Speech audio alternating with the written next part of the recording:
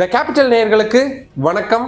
நான் உங்கள் நிரஞ்சன். வக்பு மசோதா நாடாளுமன்றத்தில் நிறைவேறி சட்டமாகவும் மாறியாச்சு. ஆனால் அதுக்கு எதிராக ஏராளமான மனுக்கள் உச்சநீதிமன்றத்தில் தாக்கல் செய்யப்பட்டிருக்கு.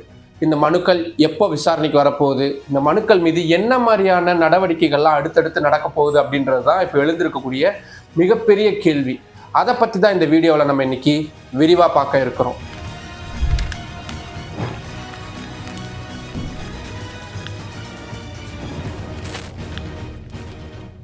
வக்பு மசோதா இஸ்லாமியர்களுடைய வக்பு சொத்துகள் சம்பந்தமான மிக முக்கியமான ஒரு மசோதாவை நடந்து முடிந்த பட்ஜெட் கூட்டத்தொடருடைய 2வது அமர்வுல மத்திய அரசு அவங்களுக்கு இருக்கக்கூடிய 2 அவையிலையும் அவங்களுக்கு இருக்கக்கூடிய மிருக பலத்தை வச்சு நிறைவேற்றி இருக்கிறாங்க. இதுல மாநிலங்களவையில கொஞ்சம் முன்ன பின்ன வரும் அப்படின்னு எதிர்பார்க்கப்பட்ட நிலையில அது எதுவுமே நடக்காம ரொம்ப சுமூகமான முறையில இந்த மசோதா நிறைவேற்றப்பட்டது. கடந்த ஏப்ரல் 5ஆம் தேதி குடியரசுத் தலைவர் இந்த மசோதாவுக்கு ஒப்புதலும் அளிச்சு இப்ப அது சட்டமாவும் மாறியாச்சு. சட்டமா மாறியாச்சுன்னா இனி அந்த மசோதாவில் என்னென்னலாம் சொல்லப்பட்டிருக்கு, குறிப்பா அந்த வக்பு சொத்துக்களை ஆராயறதுக்காகவும் அது சரியா செயல்படுத்தப்படுதா, என்க்ரோச்மெண்ட் எதுவும் நடந்திருக்கா, இந்த மாதிரியான விஷயங்களுக்கான கமிட்டி அமைக்கணும் அப்படின்ற மாதிரியான நிறைய ஷரத்துகள் அதுல கொடுக்கப்பட்டிருக்கு. அந்த அடிப்படையில இந்த கமிட்டிகளை அமைக்கக்கூடிய இந்த சட்டத்தை இம்ப்ளிமெண்ட் பண்ணக்கூடிய வேலைகள் அப்படின்றது ஒரு பக்கம் நடந்துகிட்டு இருக்கு. இன்னொரு பக்கம் இல்ல இந்த சட்டத்தை நாங்க செயல்படுத்த மாட்டோம் அப்படின்ற எதிர்ப்பு குரல்களும் கிளம்பி இருக்கு. இது வெறும் அரசுகள் செய்யக்கூடிய வேலைகளா மட்டும் இல்லாம நீதிமன்றத்திற்கும் இந்த விவகாரம் வந்திருக்கு அப்படின்றத பார்க்க முடியுது. இந்த வக்பு சட்டத்திற்கு எதிராக இதுவரைக்கும் உச்சநீதிமன்றத்துல 10க்கும் மேற்பட்ட மனுக்கள் அப்படின்றது தாக்கல் செய்யப்பட்டிருக்கு. யார் யார் அந்த மனுக்களை தாக்கல் செஞ்சிருக்கிறாங்க?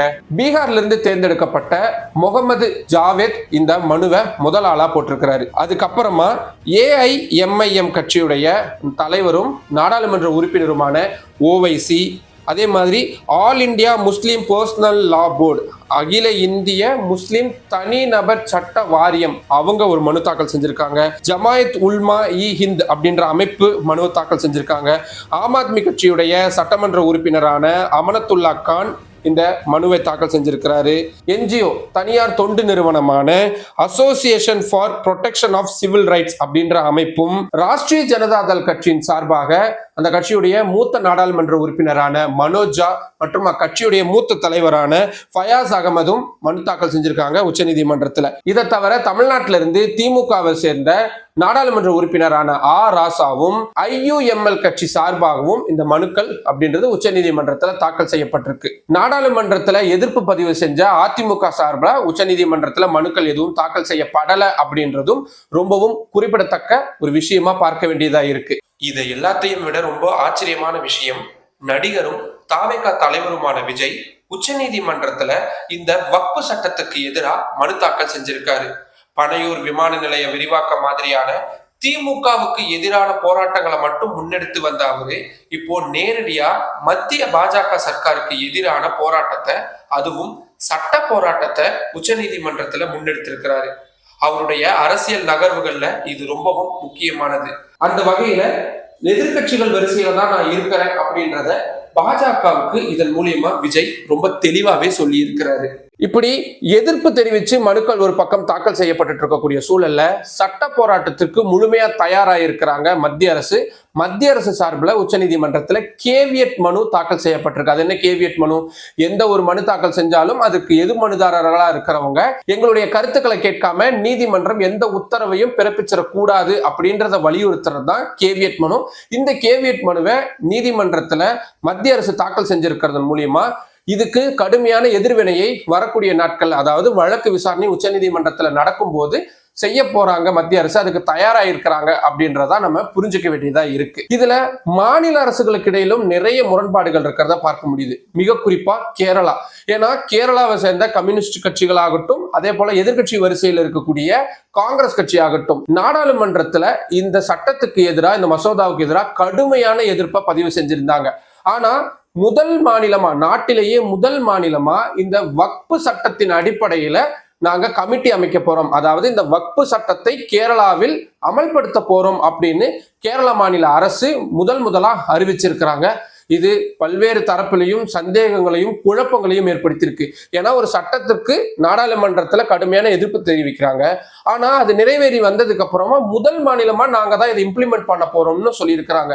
கம்யூனிஸ்டுகளுடைய இந்த நிலைப்பாட்டை எப்படி புரிஞ்சுக்கிறதுன்னு தெரியல. இன்னொரு பக்கம் மேற்கு வங்க மாநிலத்துல மம்தா பானர்ஜி தலைமையிலான திரிணாமுல் காங்கிரஸ் கட்சி தலைமையிலான அரசு இந்த மசோதாவை, இந்த சட்டத்தை நாங்கள் ஒருபோதும் மேற்கு வங்கத்துல செயல்படுத்த மாட்டோம் அப்படின்றத அறிவிச்சிருக்கிறாங்க.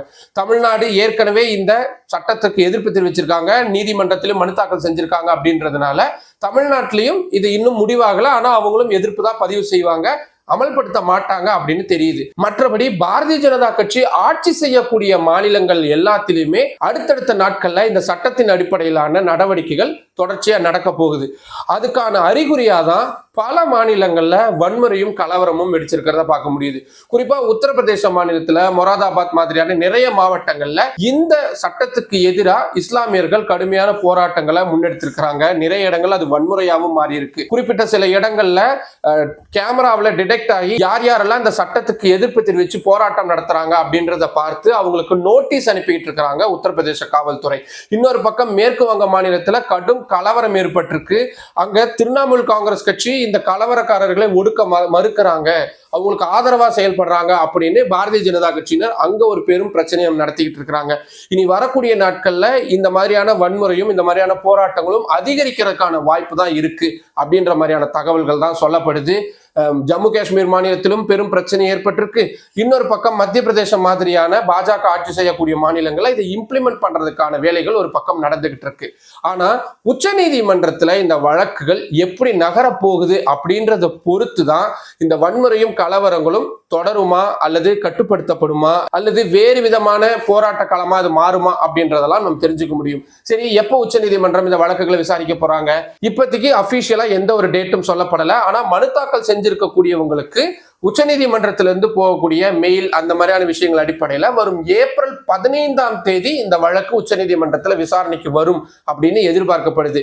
ஏன்னா உச்சநீதிமன்றம் இப்போ மகாவீர் ஜெயந்தி இந்த விடுமுறை காலமாக ஒரு 4 நாட்கள் விடுமுறையில இருக்கு. செவ்வாய்க்கிழமை ஏப்ரல் 15 தான் அது ரியோப்பன் ஆகுது.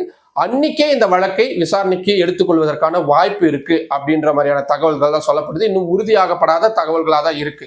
சரி, நீதிமன்றங்கள் இதில் என்ன பண்ணலாம்? நம்ம ஏற்கனவே இந்த மாதிரி சட்டங்களை எதிர்த்து தாக்கல் செய்யப்பட்டிருக்கக்கூடிய மனுக்களை உச்சநீதிமன்றம் விசாரிச்ச போது அதை எப்படி அணுகுனாங்கன்றத பார்த்திருக்கோம். அந்த வகையில முதல்ல டைரக்டா எடுத்த உடனே ஸ்டே கொடுக்கறதுக்கு, அதாவது இந்த சட்டத்தை நிறுத்தி வைக்கிறதுக்கான வாய்ப்பு ரொம்ப குறைவு அப்படின்ற மாதிரியான விஷயங்களை தான் சட்ட வல்லுநர்கள் சொல்றாங்க. எதிர்த்தரப்பா இருக்கக்கூடிய மத்திய அரசுக்கு இந்த விவகாரம் தொடர்பா நோட்டீஸ் அனுப்புவாங்க, அவங்க தரப்பு வாதங்களை கேட்பாங்க அப்படின்றதும் சொல்லப்படுது. அதுக்கப்புறம் ஒரு 2 வாரமோ 4 வாரம் காலம் கழிச்சுதான் மீண்டும் இந்த வழக்கு விசாரணைக்கு வரும். இதுல இன்னொரு சிக்கல் என்ன இருக்குன்னா, மே மாதத்திலிருந்து ஜூலை மாதம் வரைக்கும் உச்ச நீதிமன்றம் கோடை விடுமுறைக்கு போறாங்க. ஸோ அந்த குறிப்பிட்ட காலத்துல சிறப்பு அமர்வுல இந்த வழக்கு தொடர்ச்சியா விசாரணை நடக்குமா, இல்லாட்டி ஒரு 2-3 மாதங்களுக்கு மொத்தமா ஒத்தி வச்சிருவாங்களா அப்படின்றதும் ரொம்ப ரொம்ப முக்கியமான ஒரு விஷயமா இருக்கு. ஏன்னா நீதிமன்றங்கள் ஒருவேளை இந்த வழக்கை எப்படி அணுகிறாங்கன்றத பொறுத்து தான் மற்ற நகர்வுகள் இருக்கும் அப்படின்றத நம்ம ஏற்கனவே பார்த்திருந்தோம். ஸோ அதை நீதிமன்றங்களும் உணர்ந்திருக்கும். உச்ச நீதிமன்றம் அதை கவனத்துல கொண்டு விரைவா இந்த வழக்கை விசாரிக்கிறாங்களா இல்லையா அப்படின்றதும் எழுந்திருக்கக்கூடிய மிகப்பெரிய கேள்வியாகவும் இருக்கு. சரி, இந்த சட்டத்தை எதிர்த்து மனு தாக்கல் செஞ்சிருக்காங்கல்ல, அவங்க அந்த மனுக்கள்ல என்ன சொல்லியிருக்காங்க அப்படின்றது ரொம்ப முக்கியம். அதுல மிக முக்கியமா இஸ்லாமியர்களை மட்டும் குறி வச்சு இந்த சட்டம் கொண்டு வரப்பட்டிருக்கு. மதம் சார்ந்த விஷயங்களை தலையிடணும் அப்படின்னா எல்லா மதம் சார்ந்த விஷயங்களையும் தலையிட்டிருக்கணும். ஆனா குறிப்பிட்டு இஸ்லாமியர்களுடைய வக்ஃபு சொத்துக்கள் மீது மட்டும் குறிவைக்கக்கூடிய மாதிரி தான் இந்த சட்டம் உருவாக்கப்பட்டிருக்கு அப்படின்ற வாதங்கள் முன்வைக்கப்பட்டிருக்கு. இந்தியாவை பொறுத்த வரைக்கும் மதம் சார்ந்த சுதந்திரம் அப்படின்றது ஆர்டிகல் 14, 15, 16 இப்படின்னு நிறைய சட்ட ஷரத்துகள்ல கொடுக்கப்பட்டிருக்கு. அது எல்லாத்தையுமே மீறக்கூடியதா இருக்கு, மத சுதந்திரத்தை பறிக்கக்கூடிய வகையில இந்த சட்டம் உருவாக்கப்பட்டிருக்கு அப்படின்ற மாதிரியான விஷயங்கள்லாம் சொல்லப்பட்டிருக்கு. இதுக்கு மத்திய அரசு என்ன கவுண்டர் கொடுப்பாங்க அப்படின்றது நம்மளால ஓரளவுக்கு யூகிக்க முடியுது. இதுல மத்திய உள்துறை அமைச்சர் அமித்ஷா உட்பட பல மூத்த அமைச்சர்கள் நாடாளுமன்றத்தில் விவாதங்கள்ல கலந்துக்கிட்டாங்கல்ல, அவங்க என்னென்ன மாதிரியான விஷயங்கள் எல்லாம் சொன்னாங்களோ, பதில்களா சொன்னாங்களோ, அதுதான் மத்திய அரசு தரப்பு வாதமா உச்ச நீதிமன்றத்தில் முன்வைக்கப்படும் அப்படின்னும் சொல்லப்படுது. இதுல இன்னொரு மிக முக்கியமான விஷயம், இந்த வழக்கு வெறும் இந்த வக்பு சட்டத்துடன் தொடர்புடையதா இருக்குமா அப்படின்னா, நம்ம சில மூத்த வழக்கறிஞர்கள் கிட்ட கேட்கும் பொழுது இல்ல, இதை ரொம்ப வைடான ஆங்கிள் தான் பார்க்க வேண்டியதா இருக்கு. அது என்ன அப்படின்னு கேட்கும் பொழுது நமக்கு ஏற்கனவே தெரியும், வழிபாட்டு தலங்கள் சட்டம் அப்படின்னு ஒண்ணு இருக்கு. அதாவது இப்ப இருக்குல்ல மசூதிகள் இந்த மாதிரியான இடங்கள் எல்லாம், அதுக்கு முன்னாடி கோவில்கள் இருந்த இடத்துலதான் கோவில்களை இடிச்சுட்டு இந்த மசூதிகள் கட்டப்பட்டிருக்கு அப்படின்ற கான்ட்ரவர்சி தொடங்கி நிறைய இடங்கள்ல அதுக்கான வேலைகள் எல்லாம் நடந்துட்டு இருக்கு. நம்ம சமீப காலத்துல சம்பல் பகுதியில், உத்தரப்பிரதேச மாநிலம் சம்பல் பகுதியில அப்படிதான் ஒரு மசூதி கோவிலை இடிச்சு கட்டப்பட்டிருக்கு அப்படின்ற மாதிரியான விஷயங்கள்லாம் நடந்து, அங்க தொல்பொருள், அங்க இந்திய தொல்லியல் துறை அங்க ஆய்வு செய்ய போய் அதுக்கு எதிர்ப்பு தெரிவித்து கலவரமாகி உயிரிழப்புகள் ஏற்பட்டதெல்லாம் பார்த்திருக்கோம். ஏன் இதுக்கு முன்னாடி பாபர் மசூதி இடிப்பு அதே சம்பந்தமான விஷயம்தான், மதுராவில் இருக்கக்கூடிய மசூதி, வாரணாசியில் இருக்கக்கூடிய மசூதி அப்படின்னு நிறைய மசூதிகள் இது சம்பந்தமான விஷயங்களை நம்ம உதாரணங்களா காட்ட முடியும். இப்போ இந்த வக்பு சட்டத்தை பொறுத்த வரைக்கும் அதுல இருக்கக்கூடிய மிக முக்கியமான ஷரத்து, ஏற்கனவே இருக்கக்கூடிய நிலங்களை ஆக்கிரமிச்சு மசூதிகள் கட்டப்பட்டிருக்கு அப்படின்ற மாதிரியான விஷயங்களும் அதுல வரும் அப்படின்னு சொல்லப்படுது. அப்போ பழமையான புராதனமான மசூதிகளும் இதற்குள்ள வரும். குறிப்பா கிரேவ்யார்ட்ஸ் சொல்லப்படக்கூடிய இடுகாடு சுடுகாடு மாதிரியான இடங்களும் இந்த கான்ட்ரவர்சிக்குள்ள வரும். அதுவும் ஆக்கிரமிப்பு செய்யப்பட்டு இந்த கொண்டு வரப்பட்டதா இருக்கும்.